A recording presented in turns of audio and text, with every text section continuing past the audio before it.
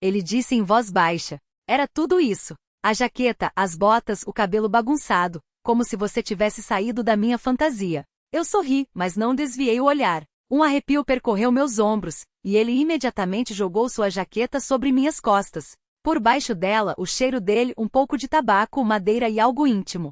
Você parece ter escolhido tudo de propósito para me desviar do meu curso, eu sussurrei. E você parece ter vindo de propósito para que isso acontecesse. O silêncio era denso demais. Ele se aproximou sem me tocar, mas quase. Seus dedos demoraram em minha bochecha e depois tocaram meus lábios muito suavemente.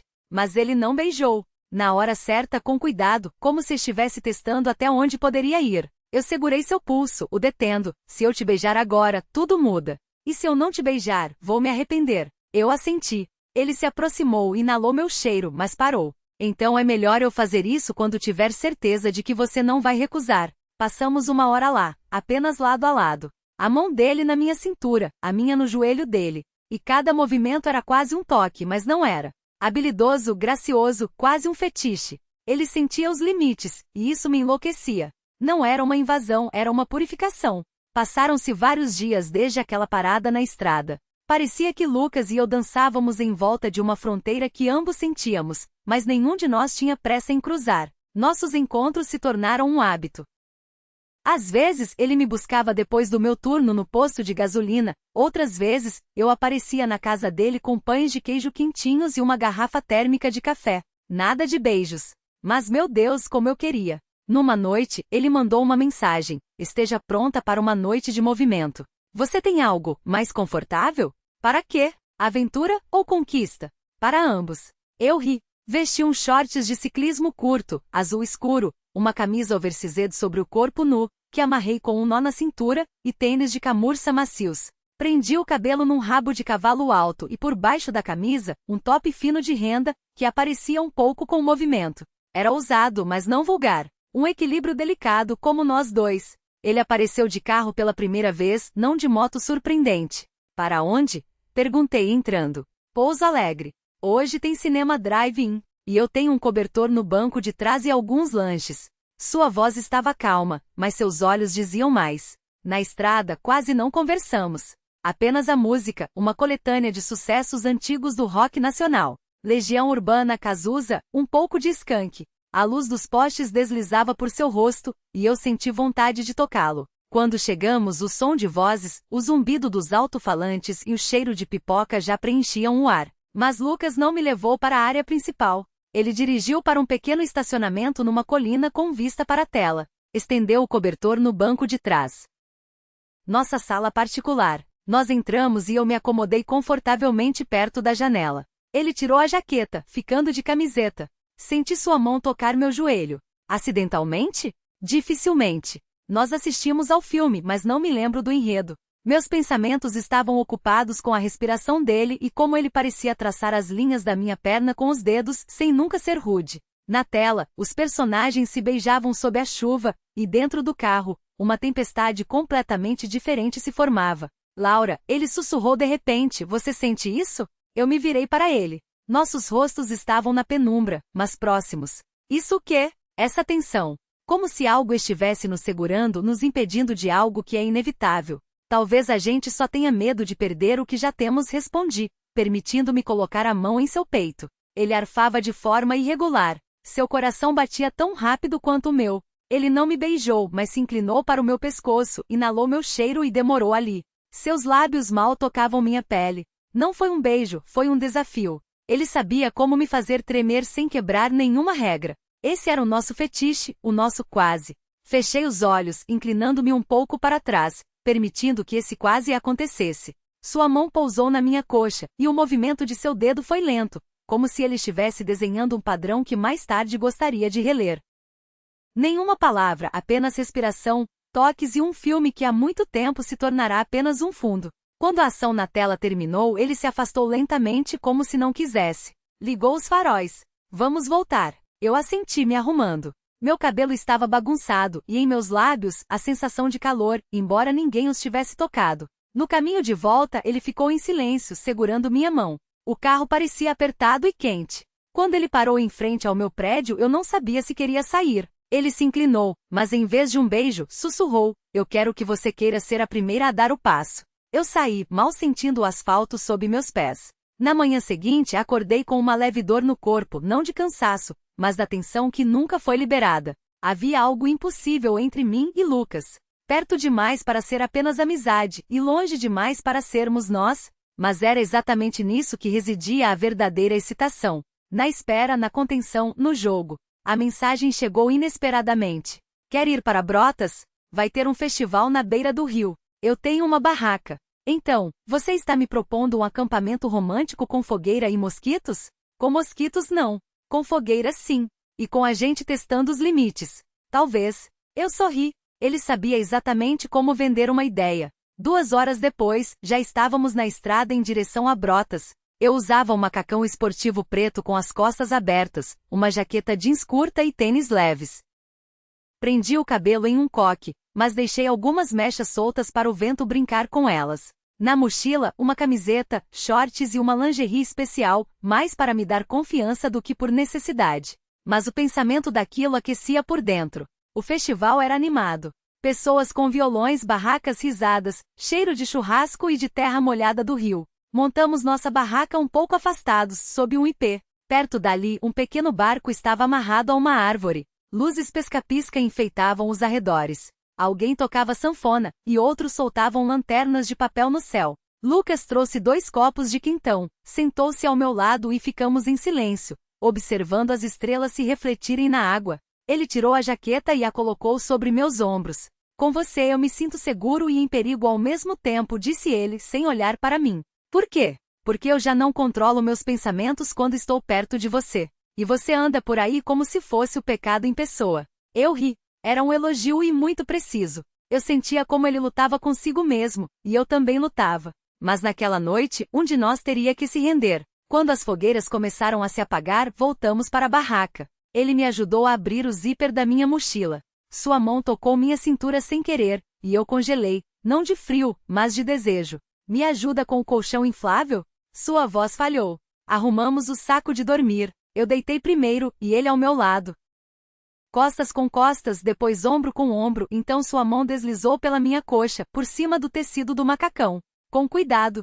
Ele esperou que eu o parasse, mas eu não o fiz. Laura, ele sussurrou. Posso não ser mais, quase. Eu me virei para ele. Nossos narizes quase se tocavam. Depois de uma longa semana, quando nem o café conseguia mais me salvar da monotonia cinzenta dos dias, eu, Laura, finalmente senti a vida pulsar sob a minha pele novamente. Voltando do meu bico na borracharia do meu tio em Itajubá, virei em direção à Praça Central, onde no verão a juventude, os aposentados e simplesmente aqueles que não têm para onde se apressar se reúnem. Parei minha moto, minha Honda Titan preta com faixas vermelhas, bem ao lado de um banco de madeira sob um flamboyant. Meu orgulho. Mesmo sendo uma máquina antiga, ela responde a cada movimento meu como se fosse viva. Tirei o capacete, um azul escuro com grafites que eu mesma fiz, e imediatamente baguncei o cabelo para que caísse sobre meus ombros. Eu não o prendia de propósito, queria sentir o vento na pele. Jaqueta curta de couro sintético, jeans justos e coturnos com solado vermelho tratorado. A imagem de uma garota ousada, mas no fundo delicada. Eu gostava de como os homens mais velhos me olhavam com uma aprovação contida. Eu notava isso, e de repente, como se o roteiro estivesse escrito com antecedência, ele apareceu do outro lado da pracinha, perto do carrinho de sorvete. Lucas, um ex-colega de classe, um pouco mais forte agora, com uma barba rala e aquele olhar que sempre me causava um frio na barriga. Ele usava uma jaqueta jeans desabotoada, revelando uma camiseta, e calças levemente rasgadas, como as de um músico de rua. Ele caminhava sem pressa, com aquela confiança relaxada que não se finge, se respira. E aí, motoqueira, disse ele, com um sorriso de canto de boca. Que tal dar uma carona para um velho amigo? Eu sorri de volta, inclinando-me um pouco para ele. Se não tiver medo da velocidade e do meu capacete reserva, pisquei, pegando o segundo capacete do bagageiro.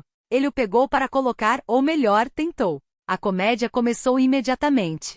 Seu cabelo, farto e cacheado, ficou preso em algum lugar entre o forro interno e o plástico. Ele resmungou, prendeu o queixo, e eu não consegui mais me segurar. Ri tanto que tive que me apoiar no bagageiro para não cair. Isso não é um capacete, é uma armadilha, ele reclamou. Seus olhos mal eram visíveis lá de dentro, e seu rosto parecia o de um gato enfiado num pote. Você é simplesmente muito cabeludo para o meu mundo, retruquei, enxugando as lágrimas de tanto rir. Lucas tentou empurrar o cabelo de volta para dentro, e eu me aproximei e comecei a ajudar com cuidado. Toquei sua testa, passei os dedos por suas têmporas e em algum momento, nossos olhares se encontraram. Ele parou. Eu também. Uma tensão pairou entre nós, não grosseira, não vulgar. Era como a eletricidade de um toque no inverno.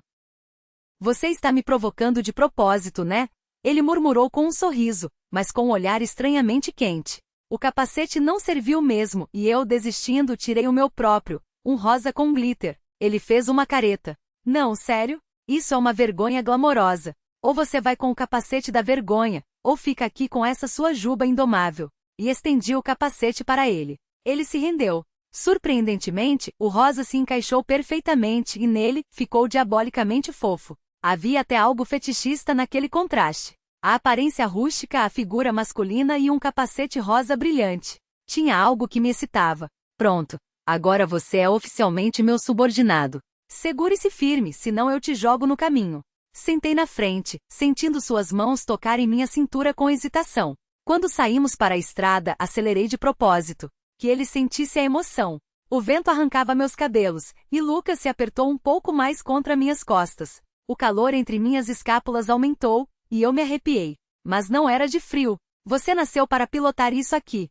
Ele gritou por cima do barulho, com uma nota de admiração. E você nasceu para brilhar de rosa, gritei de volta. E ele riu. Desviamos da estrada principal para uma velha trilha na mata, onde, atrás de um lago, havia uma praia semi-abandonada. A água brilhava através da folhagem, e o ar cheirava a menta e resina. Parei perto de um banco feito de troncos, tirei o capacete, sacudi o cabelo e olhei para o Lucas. Ele tirou com dificuldade seu novo amigo rosa. Seu cabelo parecia um dente de leão depois de uma ventania. Eu ri. Agora você parece um astro do rock depois da turnê. Ele sorriu e se aproximou de mim. Muito perto. Nossas mãos se tocaram acidentalmente, e eu não afastei a minha. O coração começou a bater mais forte.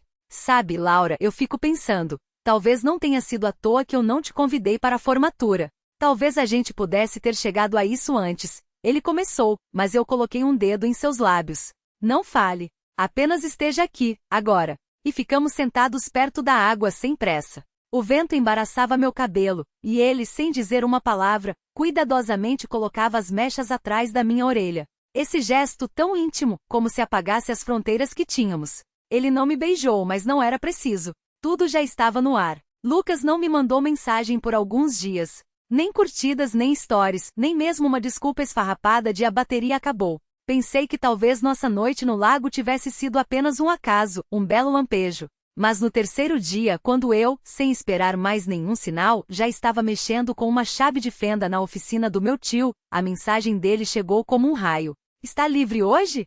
Pensei em uma coisa. Eu, claro, não demonstrei meu alívio. Respondi depois de uma hora. Só se não for um sequestro. Pior.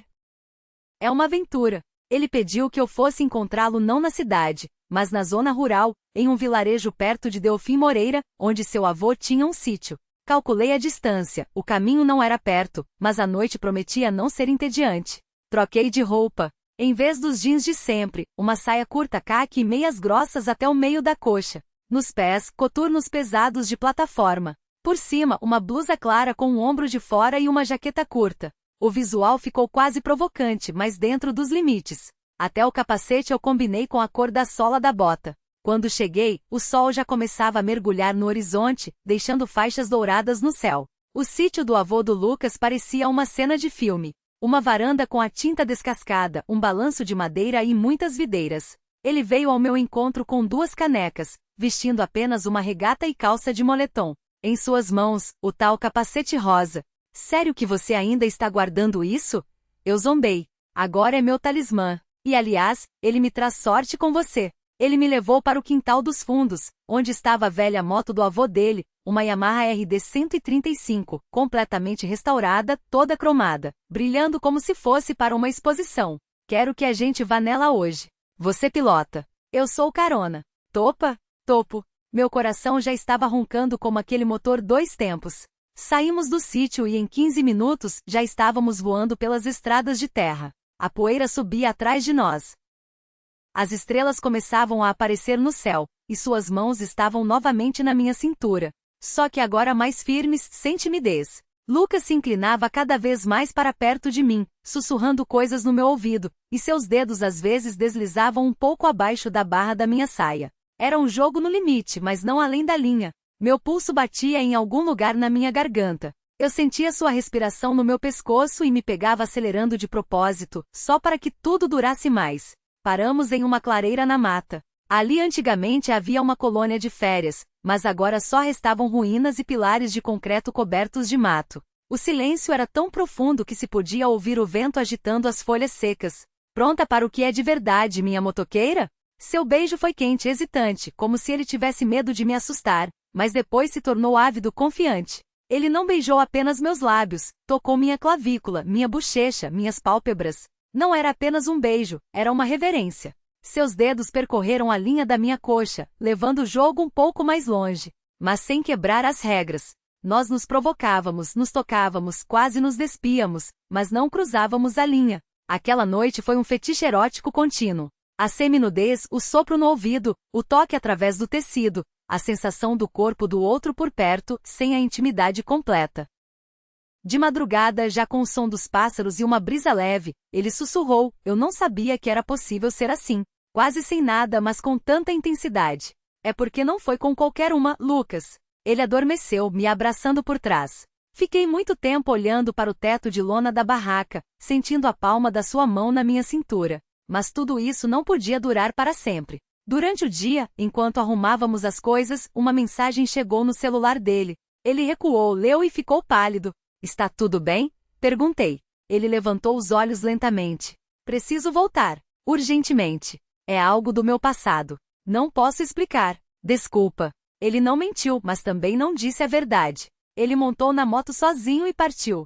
Fiquei parada na poeira com o cheiro da pele dele no meu corpo. Depois daquela manhã em Brotas, Lucas não respondeu mais. Nem ligações, nem mensagens, nem mesmo visualizado no WhatsApp. Eu sentia um vazio zumbindo no peito e toda noite, deitava olhando para o teto, lembrando da sua respiração, de suas mãos nas minhas coxas. Aquele fetiche de meia-noite, de toques que não iam além do limite, mas deixavam queimaduras. Uma semana se passou, depois duas. Eu não escrevi. Sou orgulhosa, mas também sou humana. Na terceira semana, chegou uma carta na minha caixa de correio. Uma carta de papel de verdade sem envelope. Apenas uma folha dobrada ao meio, com um cheiro que eu jamais confundiria. Uma mistura de vento, metal e algo que ele uma vez chamou de meu feromonil. Laura, se você está lendo isso, significa que eu finalmente tive coragem. Eu não desapareci sem mais nem menos. Eu não morri, não fugi. Eu voltei para o lugar de onde vim, o passado, e ele se revelou mais pesado do que eu esperava. Eu tenho uma filha. Soube dela apenas recentemente, de uma garota com quem estive antes do exército. Ela não pediu nada, mas eu não podia virar as costas. Eu não podia e não posso estar com você por enquanto.